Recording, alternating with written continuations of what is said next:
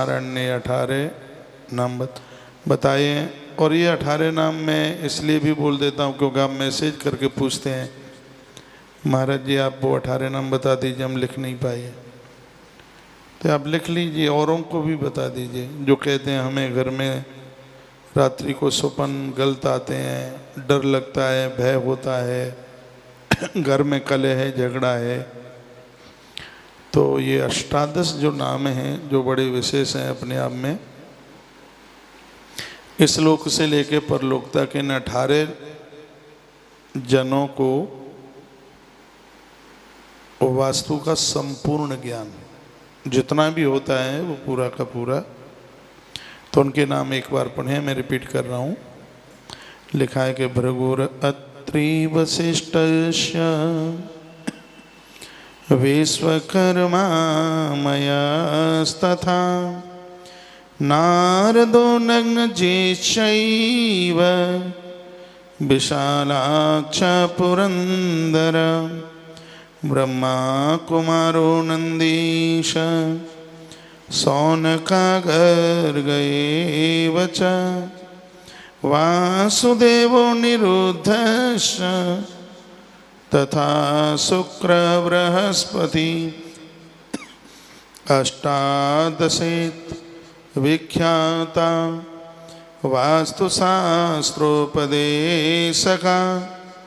संक्षेपेण उपदेष्टम यन्मन्वे मत्स्वरूपिणा। स्वयं भगवान मत्स्य वर्णन कर रहे हैं।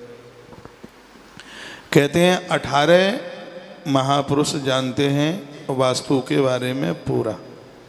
इनका नाम लेने से घर में दोष नहीं रहता।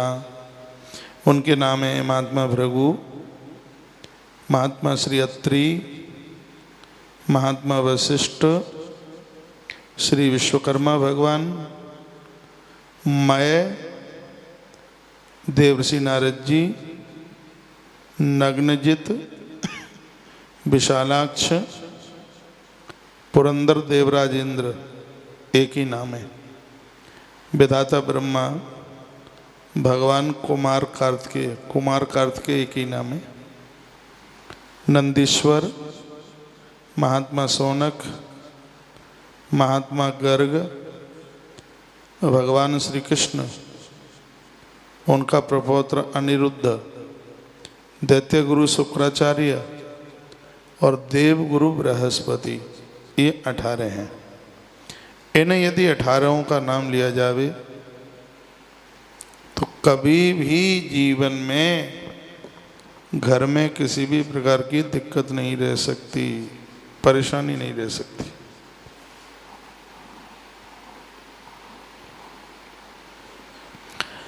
भगवान वासुदेव का जन्म भाद्रपद के कृष्ण पक्ष की तृतीया को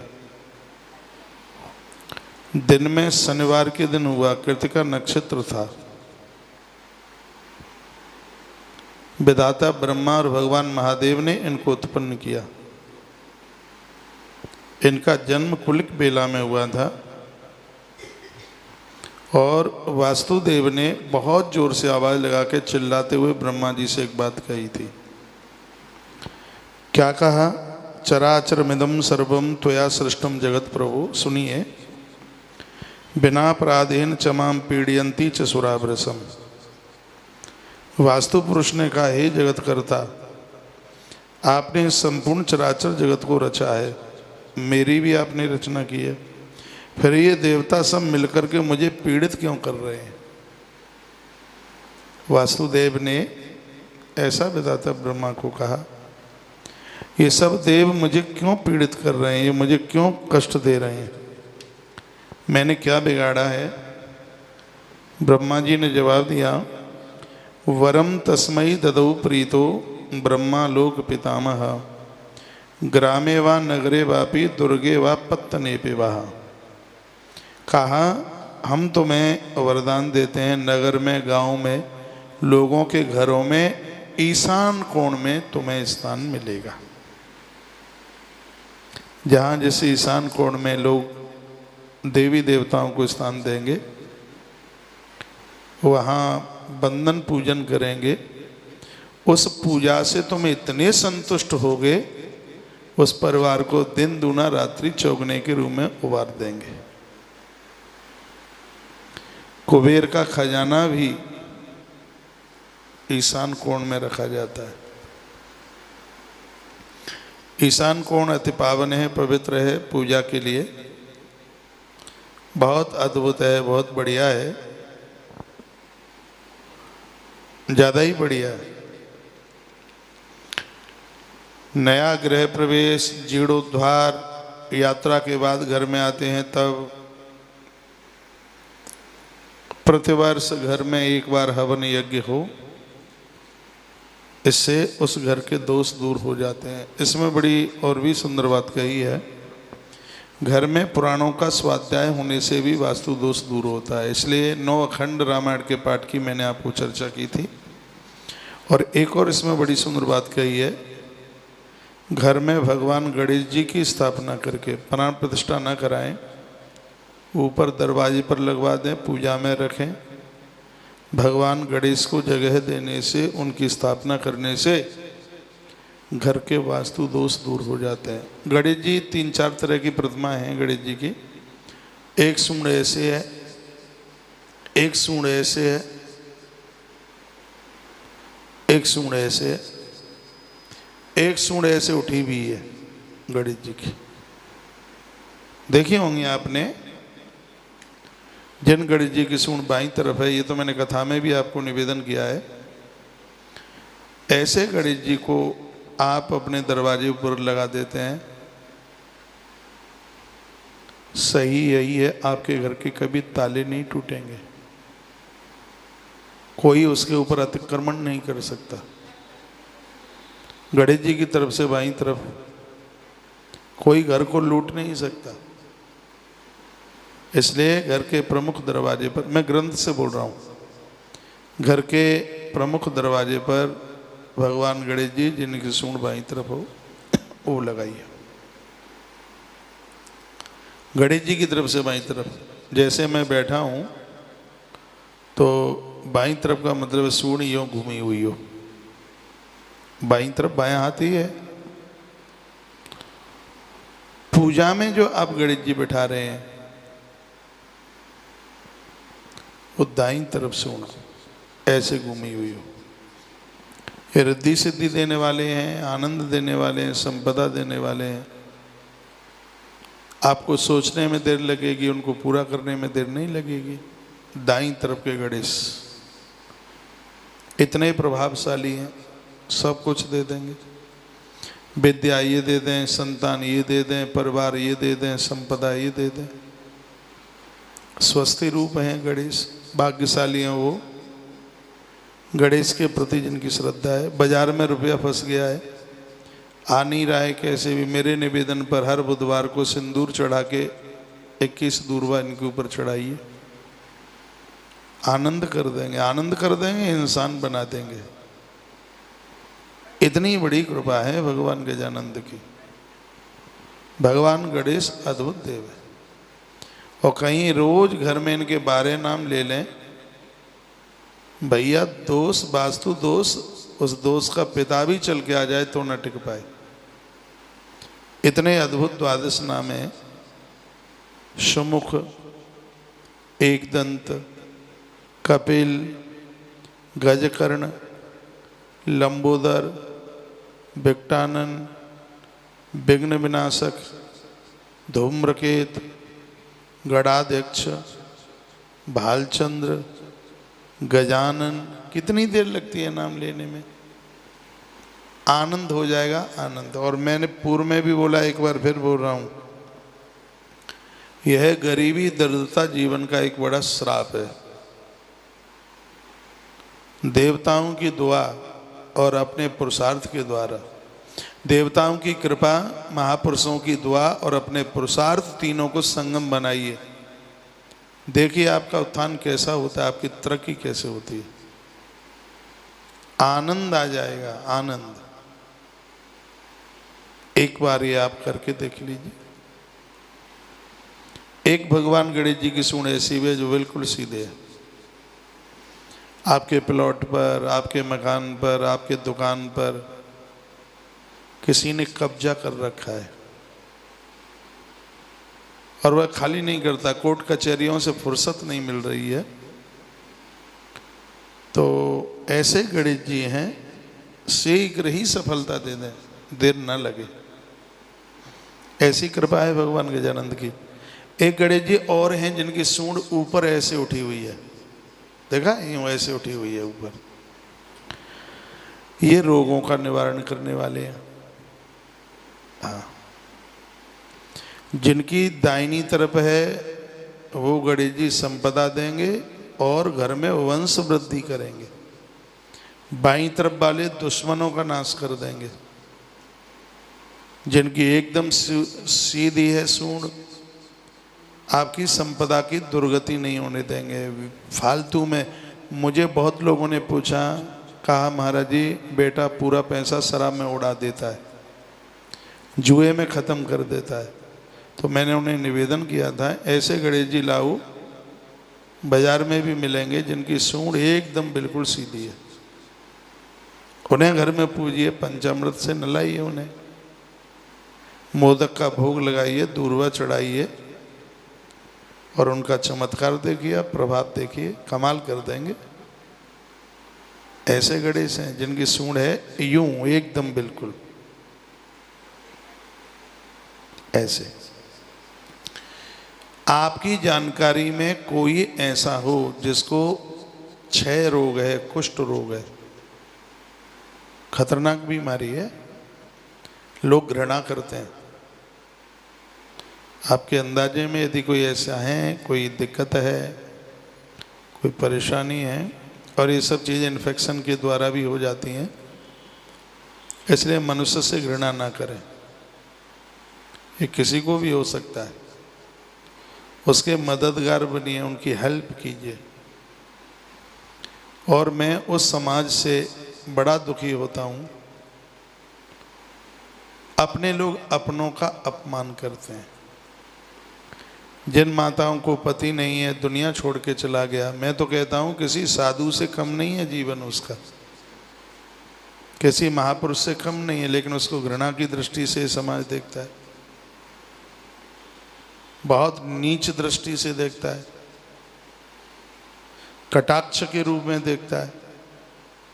समाज को तो उनकी मदद करनी चाहिए, जिसके सिर के ऊपर से उसके पति का हाथ उठ गया है, ये समाज को तो खड़ा होना चाहिए उनके लिए। लेकिन खड़े की तो बात छोड़िए, उनका अपमान करते हैं, पूजा में नहीं आना, चीज दूर रहे। मैंने ये तो नहीं कहीं पढ़ा देखा कि जिस नारी का पति नहीं रहा वो पूजा में नहीं बैठेगी, वो आरती नहीं उतारेगी, ये मैंने आज तक नहीं कहीं पढ़ा। पुराण मैं पढ़ता ही नहीं हूँ, उनको चाटता हूँ मैं पुराणों को, और एक एक श्लोक पर मेरी कलम चलती है। मैंने आज तक कोई किताब बिना पेन लिए पढ़ी नहीं है, कलम हाथ में लेता हूँ, उसके ऊपर टिक मार कर लगाता हूँ।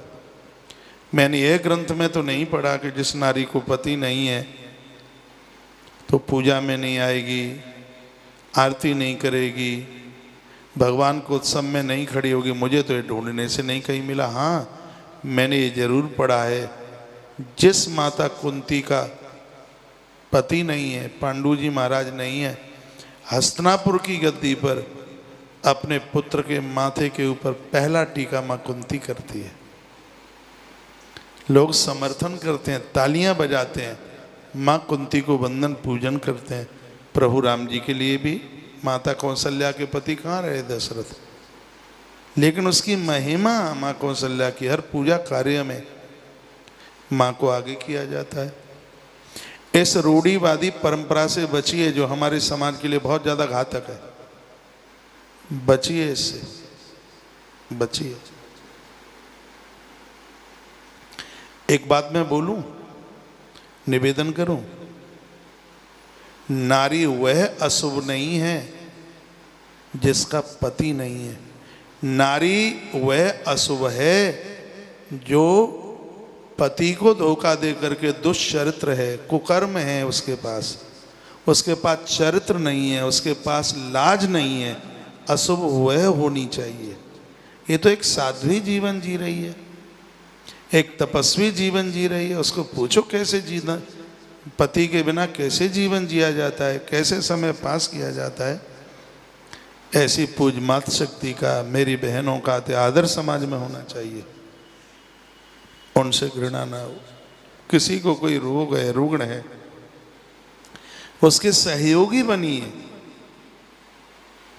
इसका मतलब नहीं है कि उससे घृणा करें, ये बहुत बड़ी त्रुटि है, ठीक नहीं है। आपकी दृष्टि में कोई ऐसे हैं जिनको इस बीमारी ने आके घेरा है, तो ऐसे गणेश जी जिनकी सूंड ऐसे यूं उठी हुई है, देखे होंगे ऐसे गणेश जी की प्रतिमा मिलती है, ऐसे गणेश जी को अपनी पूजा में रखिए। उनके ऊपर भी सिंदूर चढ़ाया जाता है, उनके ऊपर भी ये दुर्वा चढ़ाई जाती है। और मैं पुनः एक बार आपका ध्यान एकाग्रचित करना चाहूँगा गणेश पुराण के माध्यम से। गणेश जी के ऊपर समी चढ़ाइए। ये समी पत्र आता है, यह समी रोगों का निवारण कर देती है, किसी भी प्रकार का रोग नहीं रहने देती। जिस घर में भगवान गणेश जी के ऊपर दुर्वा तो चढ़ाते ही आप समी पत्र चढ़ाते हैं, उस घर में किसी भी प्रकार का वास्तु दोष टिक ही नहीं सकता। तो 4 तरह के जो गणेश जी की बात मैंने आपके बीच में की है, एक की सूंड बाईं तरफ, एक की दाईं तरफ, एक की सीधे, और एक गणेश जी ऐसे सूंड उठाए हुए हैं यूं।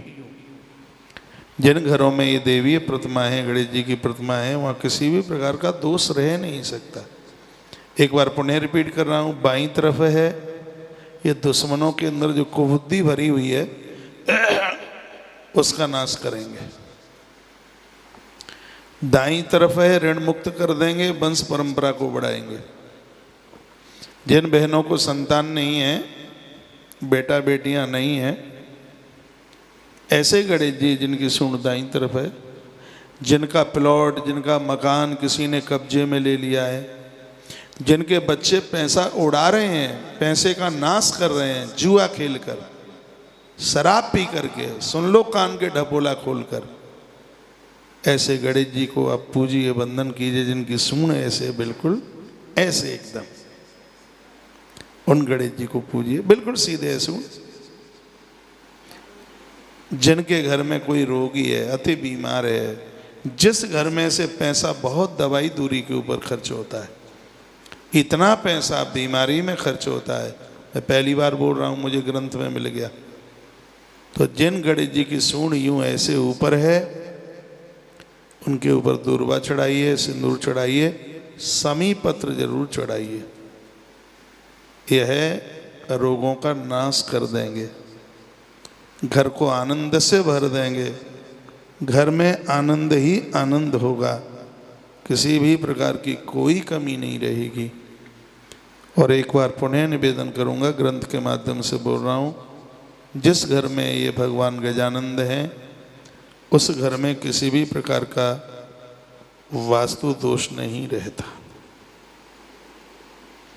किसी ने प्रश्न किया है, महाराज जी घर में कबूतर आते हैं, क्या करें? कपोतका ग्रहावासे मधुनाम निलये तथा, श्लोक लिखा हुआ है। घर में कौआ कबूतर का आना तो शुभ है, लेकिन उनका घोंसला बना लेना वो शुभ नहीं है।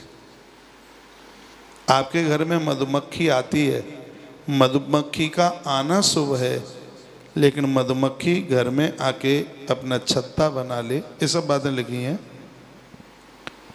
वह शुभ नहीं है। क्या दिक्कत है? ऐसे घर के ऊपर आकाश की बिजली गिर सकती है, दीवारें टूट सकती हैं, घर में अग्नि का प्रकोप हो सकता है, आग का प्रकोप हो सकता है, प्रकोप हो सकता है। अगल बगल कोई वृक्ष है वो टूट के गिर सकता है, अगल बगल कोई पानी का बहुत बड़ा पानी रखने का एक कोई, जिसको आप टंकी के रूप में समझ लीजिएगा, किसी भी प्रकार से कोई भी उसमें विस्फोटक हो सकता है। तो उसमें ये आए, वहाँ वह अपना घोंसला न बनाए। बड़ी बढ़िया बढ़िया बातें लिखी हैं। पूर्व में मैंने कुछ बातों का निवेदन किया होगा। जिन घरों में ऐसा दोष है, कोई दिक्कत है, ऐसी तकलीफ है, तो भगवान गणेश को अति प्रसन्नता के साथ में आप रखिए, विराजित कीजिए। रोज नहीं करते, 8 दिन में नहीं करते। वास्तु शास्त्र की किताबों में लिखा है वर्ष में एक बार हवन यज्ञ तो जरूर कीजिए। जिस दिन कोई प्रदोष की तिथि हो, प्रदोष की पूजा करने से घर में किसी भी प्रकार का दोष नहीं रहता। ये मैंने पूर्व में निवेदन किया है। तो उस दिन हवन यज्ञ जरूर कीजिए, आपके घर में आनंद का माहौल होगा। कभी कभी होता है बच्चे इतने बुरे नहीं होते हैं, वो बाहर इतने बढ़िया होते हैं, घर में घुसते ही उनके दिमाग पर पता नहीं क्या बैठता है। तो छोटी छोटी सी बातें हैं, वो है बिल्कुल आनंद से भर देंगे। किन्हीं ने पूछा है महाराज जी गृह प्रवेश के लिए दिन कौन सा ठीक है? रविवार और मंगलवार 2 दिन को छोड़ के सब ठीक है। रविवार और मंगलवार, इस 2 दिन में नए घर में या घर आपने कोई खरीदा है उसमें उस दिन प्रवेश ना कीजिए। जिस दिन आपने गृह प्रवेश किया है उस दिन रात्रि को उस घर में जरूर रुकिए, उसको सूना ना छोड़ें। ये सब लिखी हैं बातें। घर में प्रवेश करने से पहले आपकी रसोई में चूल्हा जरूर पहुंचे। लिख लें, ये बात नहीं पता होगा। चूल्हा, घर प्रवेश करने से पहले उस चूल्हे पर दूध गर्म करें तो उसकी कुछ बूंदें चूल्हे की जलती हुई आग के ऊपर डालें। कुछ नए श्रोता जुड़े होंगे, मैं बोल रहा हूं भैया ये तो कट गया, तो हम काहे को बोलने में लगे हैं फिर।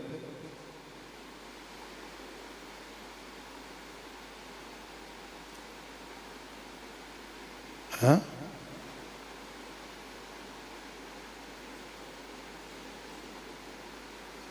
अभी अभी कटा है तो वहां नहीं पता लगता। 1 मिनट पहले कटा है।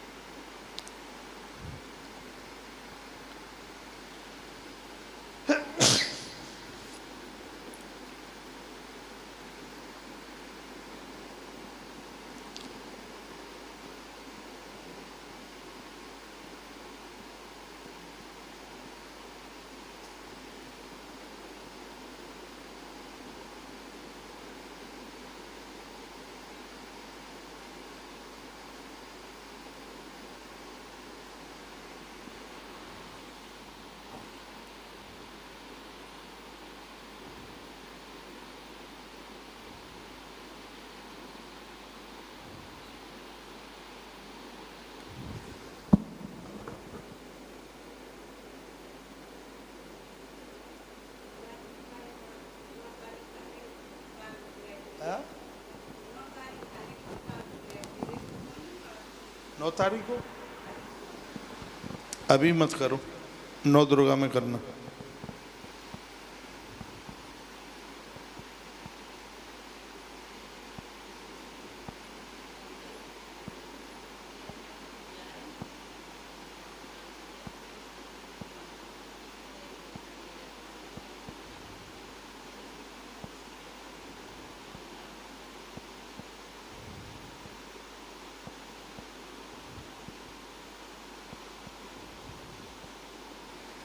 भाई कट गया है।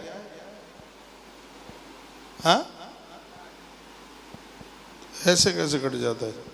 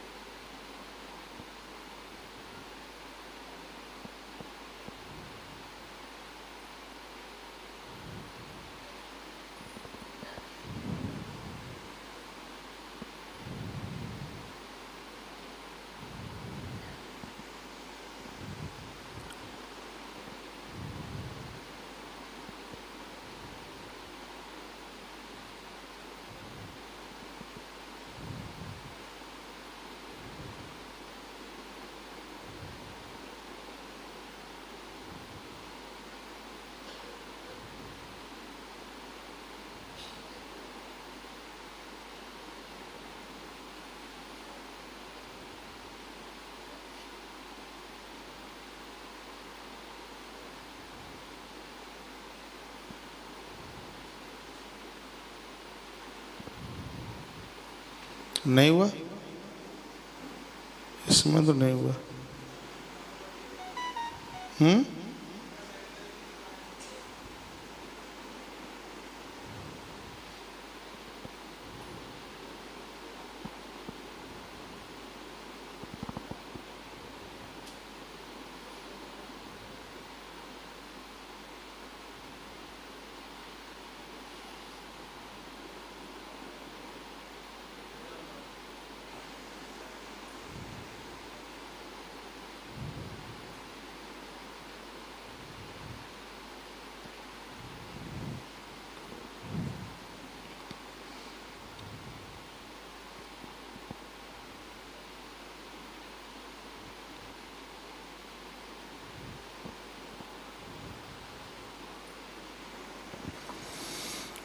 बोलिए बांके बिहारी लाल की। तो आप अभी सुन पा रहे थे कि आप पुराना नया जो भी गृह प्रवेश करते हैं उसमें आप मंगलवार और रविवार इन दोनों को बचा करके, दोनों दिनों को बचा करके घर में आप जाते हैं तो उसमें सबसे पहले चूल्हा, नहीं तो प्राय होता ऐसा है कि सब सामान भेज देंगे और रसोई का ही सामान नहीं होता, बगल की दुकान से खाएंगे। नए घर में प्रवेश कर रहे हैं वो बाज़ार में होटल पर खा के जाओगे तो वो अशुभ है उस घर के लिए। और इसमें तो आप उस घर को चेंज कर रहे हैं, तब भी जब अपना आप सामान उठाओ किराए के पर जा रहे हो तो पहले वहाँ अपना चूल्हा रसोई दुरुस्त करके आओ, और सामान बाद में ले जाओ, पहले रसोई को ठीक ठाक करके आओ। वहाँ खाने पीने की, राशन की जो भी व्यवस्था है वह पूरा कीजिए। जिस दिन आप घर में प्रवेश कर रहे हैं आपको कहीं बाहर होटलों का ना खाना पड़े। और जिसके घर में प्रवेश करने से पूर्व उसकी रसोई ज़बरदस्त होती है, रसोई पर दूध गर्म कीजिए, रसोई पर खीर बनाइए, उसका कुछ अंश है वो चूल्हा जल रहा है उसके ऊपर थोड़ा सा डाल दीजिए। बातें तो छोटी छोटी हैं लेकिन इनका प्रभाव बड़ा ज़बरदस्त है। तो घर में किसी भी प्रकार का ये वास्तु दोष नहीं रहेगा। आज भगवान गणपति की बात सबके बीच में कही गई है, बीच में यूट्यूब चैनल कट गया तो डिस्टर्ब हो गया है, तो कल चर्चा आगे की करते हैं। ये रात्रि का प्रोग्राम आप सब देखते रहिएगा, बहुत आनंद आता है। शाम को 6 बजे कथा भागवत जी की चल रही है, सुबह 11 बजे कथा ब्रह्म पुराण की चल रही है जिसका कल लास्ट दिन है। और आपको पहले सुना भी दिया है, जो लोग बीच में बिल्कुल कथा नहीं सुन पाए, यदि कोई भी कथा है लास्ट दिन यदि कथा सुन ली जाए तो उस कथा की पूर्णता मानी जाती है। जैसे कोई यज्ञ में आके ना पहुंच पाए, यदि पूर्णाहुति में पहुंच जाए तो उस यज्ञ में उसकी हाजिरी लगा ली जाती है। उसी प्रकार से जो पहले कथा नहीं सुन पाए हैं, यदि समापन वाले दिन यदि वो कथा सुन लेते हैं तो प्रभु दरबार में उनकी पूरी हाजिरी लग जाती है।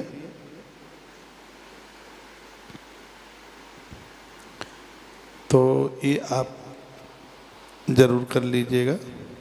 मैं कुछ मैसेज पढ़ रहा हूँ। प्रणय गोयल जी, आपने लिखा है, महाराज जी आपकी ग्रंथों के आधार पर सब प्रमाण जानकारी से धर्म को बहुत बल मिला है। और देखिए, प्रमाणित ही बात करनी चाहिए, नहीं तो हमारा समाज भटक जाएगा, कोई मन मुताबिक बात नहीं।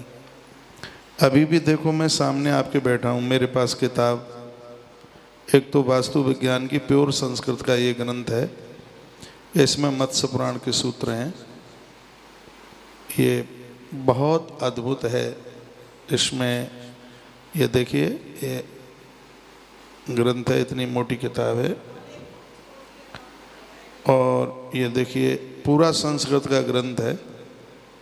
तो मैं तो बिना प्रमाण को, तो और भी कोई बिना प्रमाण के बात करे तो मैं तो राजी नहीं होता। बात प्रमाणित नहीं होगी तो समाज भटक जाएगा, और हमें तो समाज को एक दिशा देनी है। जो जानकारी नहीं है वो जानकारी देनी है। हम ये नहीं सोचते हैं कि हम कोई विद्वान हैं, कोई पढ़े लिखे हैं, बिल्कुल नहीं, 1% भी नहीं। ग्रंथों का सहारा लेकर यदि हमारी सनातनी संस्कृति की कोई आवाज़ अपनों के पास तक पहुंच जाए तो हमें भी लगता है कि आज का दिन हमारा बहुत बढ़िया निकल गया है, अच्छा दिन निकल गया है। हर रोज़ के दिन को बढ़िया से बढ़िया बनाने की कोशिश में लगे हैं। रात के समय पर भी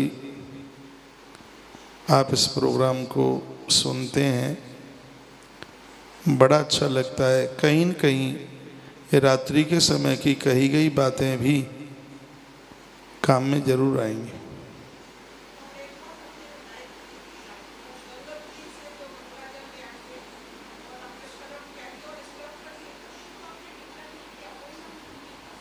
कल कर लेंगे। अब पता नहीं क्यों आज मुझे नींद आ रही है।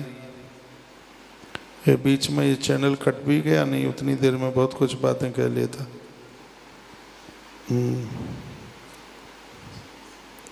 अब आ रही है नींद तो मैंने बोल दिया नींद आ रही है, नहीं आती तो नहीं बोलता। हाँ, मैं यहाँ से कथा में गया हूँ, कितना बजे गया हूँगा मैं, यहाँ से व्यासपीठ से उतरा हूँ 8:57।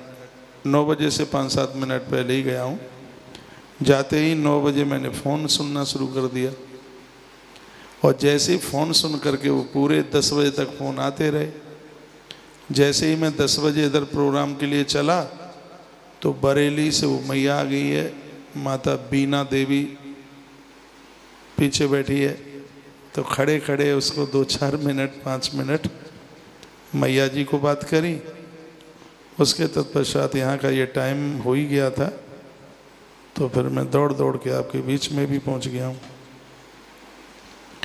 आज का प्रोग्राम मुझे बहुत अच्छा लगा है। कविता बघेल बहन आपने लिखा, महाराज जी बाईं शूण के गणेश जी की मूर्ति घर के बाहर की तरफ लगाएं या बाहर की तरफ, अंदर कोई प्रवेश करे तो उसको वो दिखाई दे जाए ऊपर। हाँ, बाहर की तरफ लगाइए। बहुत अच्छा प्रश्न किया है आपने। प्रणय गोयल जी, आपने बहुत अच्छा मैसेज लिखा है। बच्चों को भी अब हम सब प्रमाण बता सकते हैं, जैसे सूर्य को जल देने से क्या होता है, ओम ब्रह्मणे नमः जपने से क्या होता है, ये सब बातें लिखी हैं, प्रमाणित बातें। रीमा दीक्षित आपने पूछा है, महाराज जी दाईं तरफ वाले गणेश जी संपदा में घर दिलाने में सहयोग कर सकते हैं? कर सकते हैं, पक्का करते हैं। बहन अमता सिंह आपने लिखा है, महाराज जी पंच देवताओं की मूर्ति रखना जरूरी है क्या? रखिए, ठीक है, बढ़िया है। तस्वीर तो रखते ही हैं हम, फोटो तस्वीरें रखते हैं। प्रतिमाओं की अपनी पूजा की एक अपनी विशेषता है, महिमा है। आज का प्रोग्राम अच्छा लगा है, लाइक करना ना भूलें। नए लोग जुड़े हुए हैं, चैनल को सब्सक्राइब भी कीजिए और यह वीडियो आगे भी भेजिए। आज मैंने दिन की कथा में भी आपको बोला है, अपने बच्चों को इस काम से ज़रूर जोड़ दीजिए। हमें अपने सनातन का विस्तार ज़्यादा से ज़्यादा करना है और मुझे बहुत अच्छा लगता है जब मुझे सनातनी लोग मिलते हैं। सनातन का अर्थ होता है जो अपने धर्म मार्ग से कभी विचलित ना हो, उसे सनातन कहते हैं। कितना भी दुख परेशानी, हमारे पूर्वज हुए हरिश्चंद्र जैसे सम्राट, कितनी तकलीफ़ें आई लेकिन अपने धर्म से अलग नहीं हुए। महाराणा प्रताप घास की रोटी खाने को तैयार है लेकिन बेधर्मियों के सामने झुकने के लिए तैयार नहीं है। हम उन पुरखों की तो वंश परंपरा में है, कैसे हम भुला सकते हैं उन्हें? हमारी हड्डियों में महात्मा दधीची की ताकत है। हम और आप लोग तो वह जन हैं, यदि इस देश धर्म को हमारी हड्डियों की भी जरूरत पड़ती है, तो हम लोग इनकार नहीं कर सकते। ऐसा जीवन है सनातनियों का। तो इस धर्म का विस्तार हो, एवान लोग ज़्यादा से ज़्यादा इसका आनंद लें। अपना जैसा धर्म किसी का था नहीं, है नहीं और होने वाला भी नहीं है। किसी भी प्रकार के प्रलोभन में मत आइए। गीता जी कहती है अपने धर्म में मर जाना स्वाभिमान है, लेकिन किसी लोभ बस किसी के धर्म को स्वीकार कर लेना एक बहुत बड़ी कायरता है। जब आप ये मैसेज लिखते हैं महाराज जी अब हमने अपने बच्चों को सूर्य प्रणाम करने में, सूर्य भगवान को अर्घ देने में, मंदिर में दिया जलाने में लगा दिया है, मुझे इतनी खुशी होती है, मैं उस खुशी का बयान नहीं कर सकता। मुझे इतनी प्रसन्नता होती है। ये दिए आज जल रहे हैं, कुछ वर्षों के बाद इनका प्रभाव देखिए आप। ये बच्चे साधारण नहीं होंगे, कोई समर्थ होगा धरती का, कोई मीरा के रूप में, कोई कबीर सूर तुलसी के रूप में, कोई रैदास के रूप में, कोई गुरु नानक देव के रूप में, कोई महाराणा प्रताप के रूप में, कोई अवंती बाई के रूप में, कोई दुर्गावती के रूप में। कितने मैं ऐसे नाम बताऊं, आनंद हो जाएगा। तो यह सब आप करते रहिए। मुझे तो इसलिए भी आनंद आता है, देखिए आप 1 महीने से ज़्यादा हो गया है इस वास्तु के प्रोग्राम को सुनते हुए, लेकिन अभी तक आप बोर नहीं हैं बिल्कुल भी। यदि आपको ठीक लगता ही नहीं होता तो आप रात के समय में आप ये नहीं सुनते। मेरे हाथ में माइक होता है, यहाँ से कुछ बातें कही जाती हैं और यह बातें समाज का हनन नहीं करेगी। ये बातें कुछ न कुछ समाज को देंगी। ये समाज को काटेंगी नहीं, ये समाज को जोड़ेंगी। यहाँ से कही गई बात चारों वर्णों को अलग नहीं करती, चारों वर्णों को जोड़ती है, एक दूसरे का आदर करती है, एक दूसरे का मान करती है। इन बातों में वह छिपा है, कोई हमारा बड़ा भाई है, कोई हमारा छोटा भाई है, कोई हमारा बीच का भाई है। हम एक ही हैं, हम एक दूसरे से कभी अलग नहीं हो सकते। शरीर के अलग अलग अंगों को एक जोड़ दिया जाता है तो पूरी काया बन जाती है। हमारे चारों वर्णों में कोई मस्तिष्क के रूप में, कोई भुजाओं के रूप में, कोई उदर के रूप में, कोई चरण के रूप में। वैल्यू तो पूरे ही शरीर की है। कौन चाहता है कि मेरे पाँव ना रहें? कौन चाहता है कि मेरे हाथ ना रहें? कौन चाहता है कि मेरे पेट में किसी भी प्रकार की तकलीफ हो?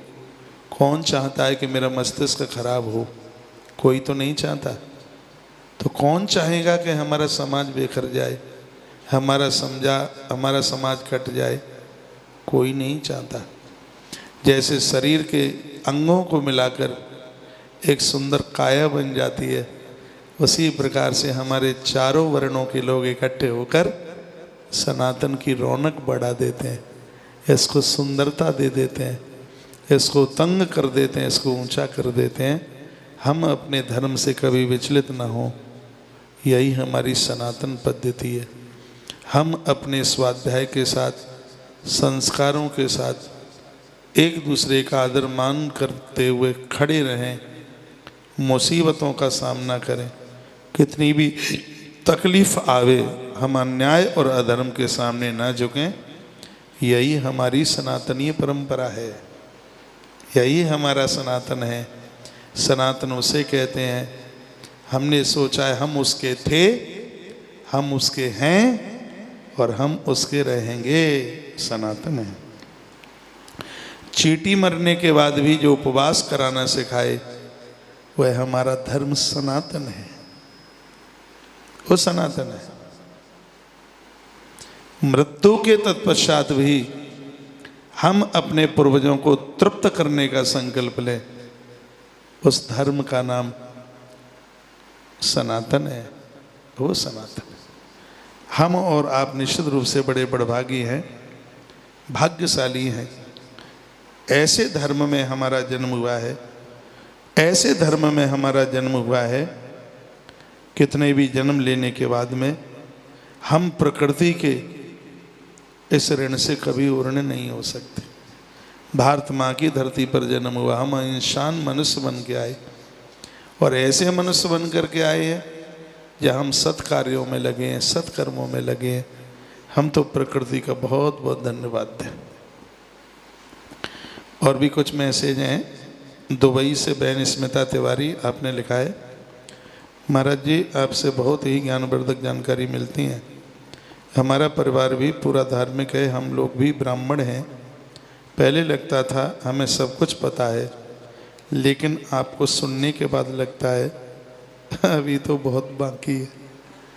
जीवन भर विद्यार्थी रहिए, सीखते रहिए। हम हमेशा यही समझते रहते हैं अभी हमारे पास कुछ भी नहीं है, अभी बहुत बाकी है। जो बाकी है उसके पीछे पड़े हैं, माइनस को प्लस करने में लगे हैं।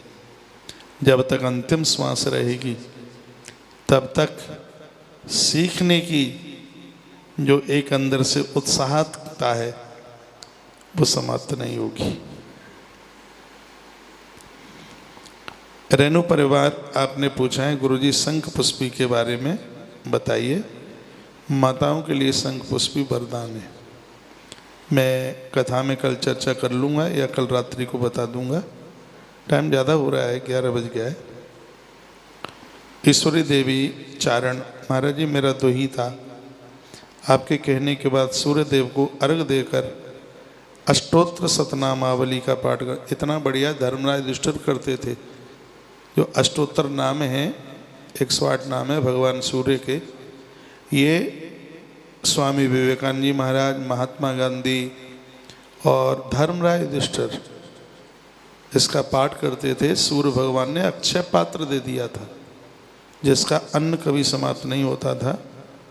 आपके बच्चे बहुत अच्छा कर रहे हैं और ये आप सुंदर संस्कार दे रहे हैं, बहुत बहुत धन्यवाद है।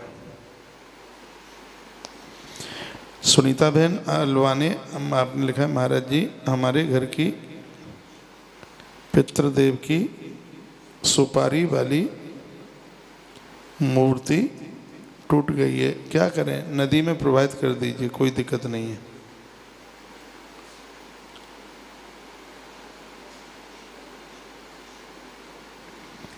क्या लिखा है? मीरा शर्मा, राधे राधे महाराज जी, हम बड़े सौभाग्यशाली हैं। आज कलयुग में मैं तीनों टाइम भगवान की कथाओं का रसपान कर रहे हैं। बहुत बहुत धन्यवाद है। ये भगवान की कृपा से कहाँ मिल सकता है?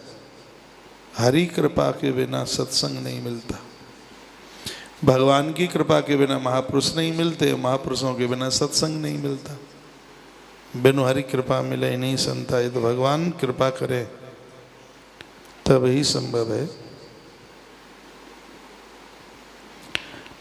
बहन रीता होटा, आपने लिखा है महाराज जी बच्चों का प्रसाद अभी तक नहीं आया है, उड़ीसा संबलपुर से। बहन पहुंच जाएगा। प्रसाद के पीछे तो मैं पड़ा हूँ ना जोर से। जब क्रिश्चियन क्रॉस लटका सकते हैं तो हमारे बच्चे रुद्राक्ष क्यों नहीं पहन सकते? मैं बहुत जोर से लगा हूँ इस बात के लिए।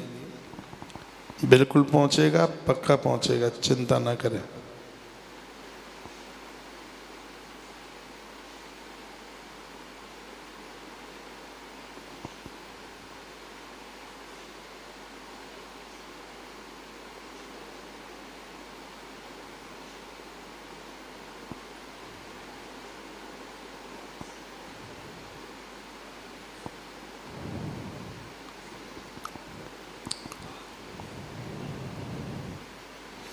आप कहें तो आज के प्रोग्राम को विराम दे दें। है यूट्यूब पर जुड़े हुए भाई बहन, समय भी काफ़ी हो रहा है, आपको भी सोना है और मैं भी आपकी नींद को डिस्टर्ब ना करूं तो ही ठीक है। आपके काफ़ी मैसेज मैंने पढ़ लिए हैं।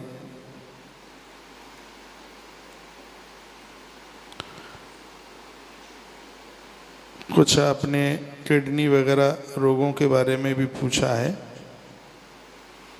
हमारी बहुत वीडियो पड़ी हैं, किडनी के बारे में बताया गया, लीवर के बारे में बताया गया, डायबिटीज़ के लिए तो बहुत ही डाली है। एक बार आप ज़रूर पढ़ लीजिए, आपको टाइम जब मिल जाए। बहन पूनम सोनी, मैंने आपका मैसेज पढ़ लिया है, एक बार आप यूट्यूब पर देख लीजिएगा। RK जायसवाल भैया आपने लिखा है, महाराज जी प्रणाम। प्रार्थना है कि आप इस वास्तु शास्त्र को एक किताब का रूप देने का कष्ट करें। इसकी प्रतीक्षा बहुत लोगों को है। ये बिल्कुल ज़रूर होगा, पक्का होगा। अभी थोड़ा समय और भी मैं बोलता रहूं, उसके तत्पश्चात इसको एक मूर्त रूप दे दिया जाएगा, किताब का रूप, और बहुत जनों के भक्तों के काम में ही आएगी। बहन वर्षा मिश्रा आपने पूछा, महाराज जी कोटि कोटि प्रणाम, त्रयोदशी व्रत के उद्यापन की विधि बताऊंगा।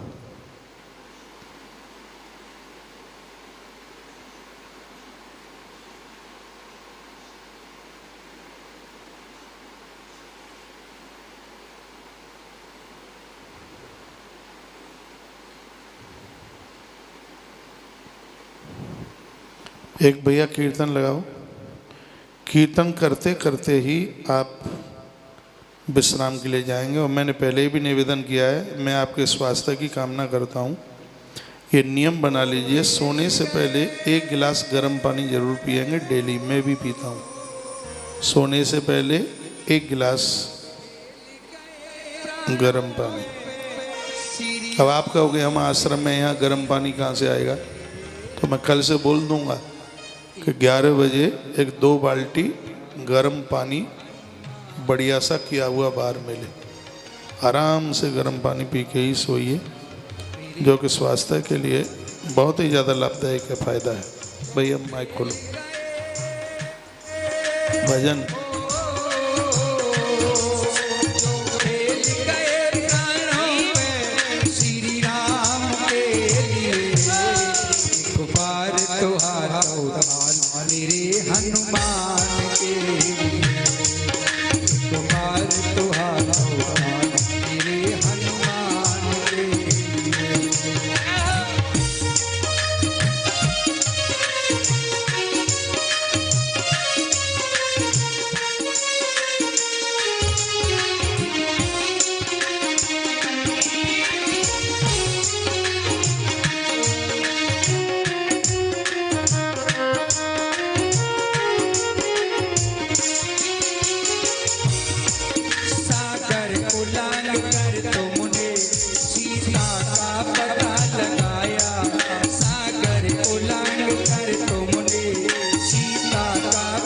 Radhe, hello camera.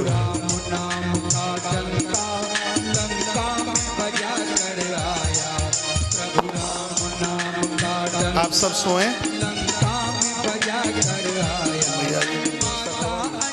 राजा को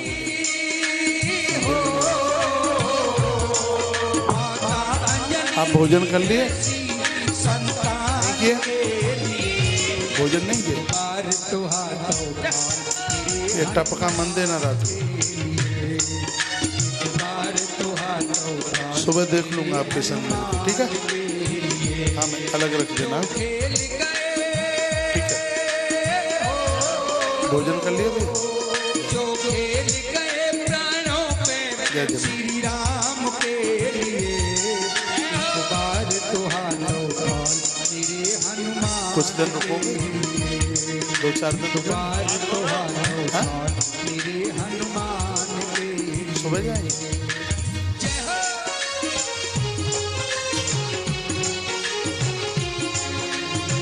सब ठीक है, सुबह मिलते हैं भैया, सुबह मिलते हैं। माता को भोजन हो गया सबका? ठीक है।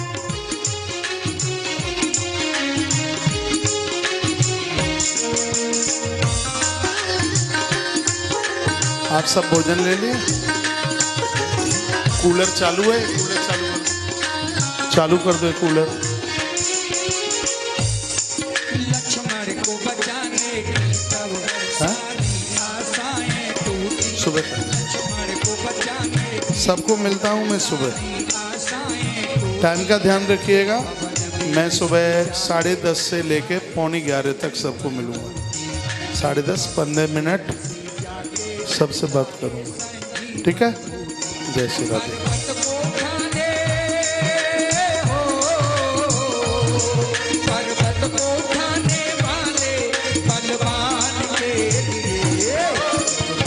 तो